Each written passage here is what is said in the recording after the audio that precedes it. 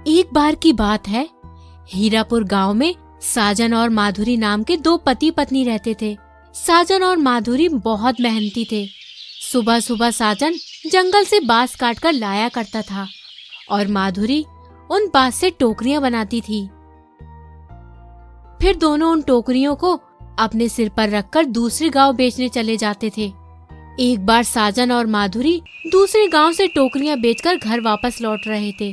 दोनों बहुत डरे हुए थे क्योंकि बाकी दिन तो वो शाम होने से पहले ही घर लौट जाते थे, लेकिन आज उन्हें घर लौटने में देरी हो गई। दिन ढल चुका था, हर तरफ गहरा अंधेरा छाया हुआ था क्योंकि आज अमावस्या की रात थी। दोनों घबराए हुए बस चलते ही जा रहे थे। अरे भाग्यवान, जरा जल्दी जल्दी कदम बढ़ाओ, हमें जल्दी घर पहुंचना है। याद है ना आज क्या है? अरे आज अमावस्या की रात है।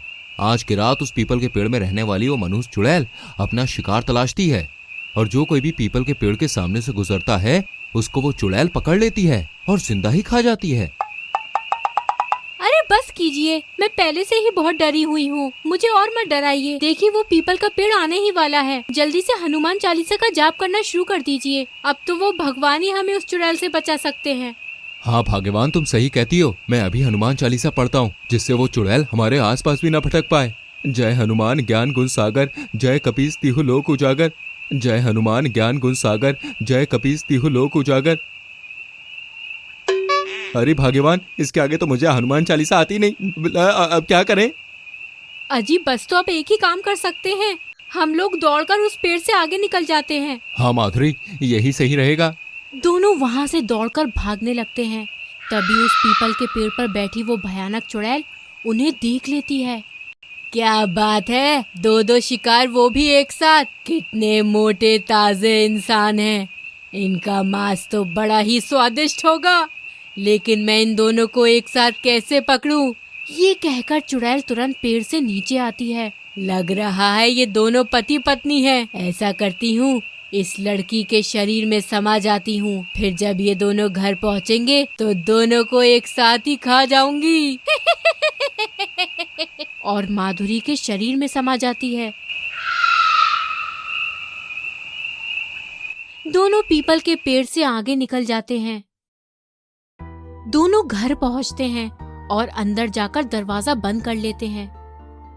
अरे भाग्यवान, मैं तो भाग भाग कर बहुत थक चुका हूँ। तुम ऐसा करो, जल्दी से खाना बना दो। कल हमें टोकरियां बनाकर दूसरे गांव में तो भी बेचने जाना है। साजन की बात सुनकर चुड़ैल सोचने लगती है। अरे वाह, मैं तो यहाँ इन दोनों को खाने आई थी, लेकिन अगर मैं इसके शरीर में ही रहकर टोकरियां बेचने जाऊं तो मुझे बहुत सारे इंसानों का नरम मांस खाने को मिल सकता है। हाँ, ऐसा करना ही ठीक रहेगा। फिर चुड़ैल अपने असली रूप में आ जाती है और साजन का गला दबाने लगती है। अरे माधुरी, ये क्या कर रही हो? अरे तुम पागल तो नहीं हो गई हो? मेरा गला क्यों दबा रही हो? अरे मैं तुम्हारा पति हूँ, छोड़ो गला। अरे मूर्ख इंसान, मैं माधुरी नहीं चुड़ैल हूँ, चुड़ैल।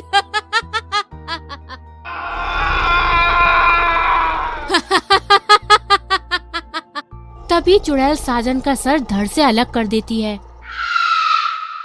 और उसे खा जाती है। फिर अगले दिन चुड़ैल माधुरी के रूप में ही टोकरियां अपने सिर पर उठाकर बेचने निकल पड़ती है। टोकरियां ले लो, टोकरियां, सुंदर सुंदर बड़ी बड़ी टोकरियां। तभी एक घर से शची नाम की महिला बाहर आती है। अरे ओ बहन, जरा रुकना तो, तुम्हारी टोकरियां तो बड़ी ही प्यारी हैं। कितने की दी है टोकरी? जी 60 रुपए की है ये एक टोकरी, लेकिन अगर आप 2 लेंगी तो 100 रुपए लगा दूंगी। अच्छा ठीक है, तो मुझे 2 टोकरियां दे दो। चुड़ैल शची को 2 टोकरियां देती है। तुम रुको, मैं अभी पैसे लेकर आती हूँ। दीदी, मैं धूप में घूम घूम कर थक चुकी हूँ, मुझे चक्कर भी आ रहा है। क्या मैं थोड़ी देर आपके घर में बैठ सकती हूँ? शची चुड़ैल को अपने घर के अंदर ले आती है। तुम रुको, मैं अभी पैसे लेकर आती हूँ। शची पैसे लेने अंदर जाती है। तभी चुड़ैल अपने असली रूप में आ जाती है।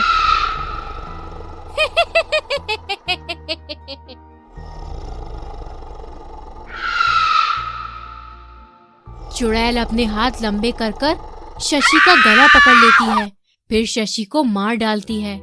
फिर चुड़ैल वहाँ से चली जाती है। जब शशि का पति रामा घर आता है तो उसे सामने एक टोकरी दिखती है।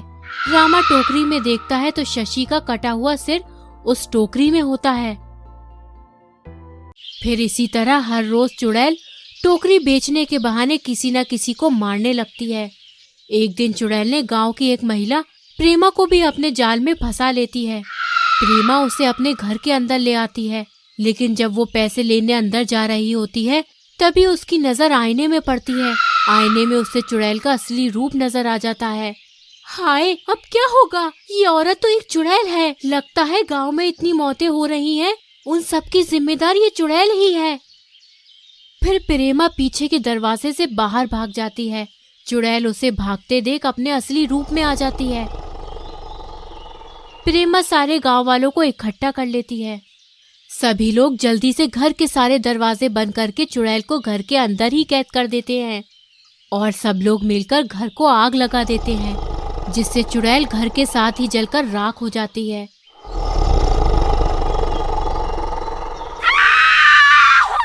सभी लोग प्रेमा की हिम्मत की तारीफ करते हैं और सारे गांव वाले पैसा जमा करके प्रेमा के लिए एक नया घर बनवा देते हैं। इस तरह की और भी मजेदार कहानी देखने के लिए डियर कार्टून टीवी चैनल को सब्सक्राइब और लाइक जरूर करें।